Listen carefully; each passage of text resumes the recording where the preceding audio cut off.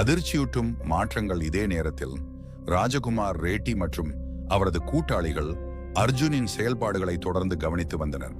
அவர்கள் தனிப்பட்ட துப்பறியும் குழுவை அனுப்பி அர்ஜுனின் குழுவை மறுபடியும் சிக்க வைக்க முயற்சித்தனர்.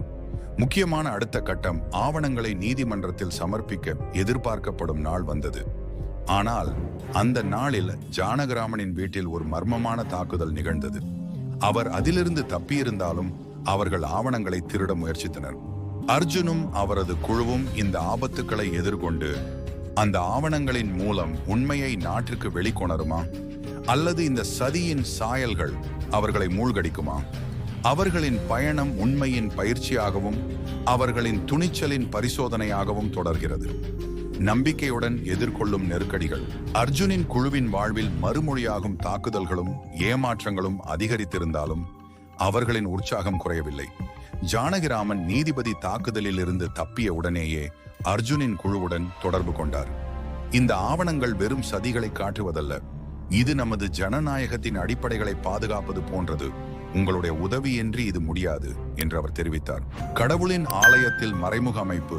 அர்ஜுன், மீரா, ரமேஷ் மற்றும் குழுவினர் ஜானகிராமனின் ஆலோசனைப்படி ஆவணங்களை பாதுகாக்கும் புதிய இடத்தை கண்டுபிடிக்க முயற்சித்தனர். அதே நேரத்தில் அவர்களின் எதிரிகள் அவர்களின் தலையசைவுகள் அனைத்தையும் கண்காணித்துக் கொண்டிருந்தனர். மூதாட்டி கூறிய ஆலயத்தின் குருவிடம் அர்ஜுன் ஆவணங்களை சென்று ஒப்படைத்தார். அந்த குரு மிக பழமையான மரணக்கல்லில் ஒரு பொக்கிஷ பிடி இடத்தை திறந்தார். இந்த இடம் பல நூற்றாண்டுகளாக மறைவாக இருந்து வருகிறது. நாங்கள் யாருக்கும் இதை சொல்லியிருக்கவில்லை. உங்களின் நம்பிக்கையை காப்பாற்ற இதை பாதுகாப்பாக வைத்திருக்கிறேன் என்று குரு தெரிவித்தார். இன்டர்நெட் மூலம் சதியை வெளிக்கொணருதல். மீராவின் தொழில்நுட்ப நுண்ணறிவு இப்போது முக்கியமாக விளங்கியது. அவள் அந்த ஆவணங்களை டிஜிட்டல் வடிவத்தில் மாற்றி அவற்றை ஜார்ஜ் டவுன் பல்வேறு ஊடகங்களுக்கு மறைமுகமாக அனுப்பத் தொடங்கினாள். இது சற்றீதியாக நீதிமன்றத்தில் பதிந்தாலும் மக்களுக்கும் உண்மை தெரிய வேண்டும்.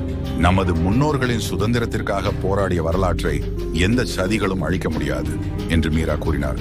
பெரிய மர்மத்தின் தொடர்ச்சி அந்த ஆவணங்கள் மட்டுமின்றி சுரங்கத்தில் அர்ஜுன் கண்டுள்ள குறிப்புகள் நாட்டின் மிக பழைய குருகுல முறைகளையும் அரசியல் சதிகளுக்கும் தொடர்பிருந்தமை தெரிய வந்தது.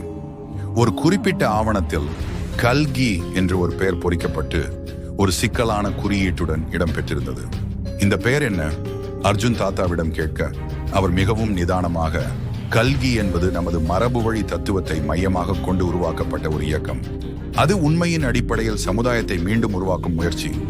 இதற்கு எதிராக பலரும் போராடினார்கள் என்று கூறினார்.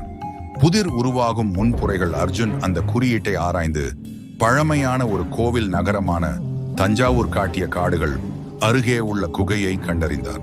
அதிலிருந்து இப்போது ஒரு புதிய பயணம் அவரை அந்த இடத்திற்கு அழைத்துச் செல்கிறது. சோதனையின் உச்சம். இந்த பயணத்தின் முடிவில் அர்ஜுனை சுற்றி சதிகள் மேலும் ஆழமாகும். அவரது எதிரிகள் தற்போது நாட்டின் இரகசிய தரப்புகளை பயன்படுத்தி அவரை நிறுத்த தீவிரமாக முயற்சிக்கின்றனர். ஆனால் அர்ஜுனின் மன உறுதி அவரை நிற்க விடவில்லை. அந்த குகையின் முடிவில் உண்மை காத்திருக்கிறதா? அந்த குகை அர்ஜுனுக்கு இன்னொரு திறவுகோலை கொடுக்குமா, அல்லது அது ஒரு மோசமான சதியின் முடிவை சுட்டிக்காட்டுமா? அர்ஜுனின் பயணம் சிந்தனை மிக்க, ஆபத்தான, ஆனால் ஒரு வீரத்தின் அடையாளமாக தொடர்கிறது. அடுத்து என்ன நடக்க போகுதுன்னு நாளைக்கு பார்க்கலாம்.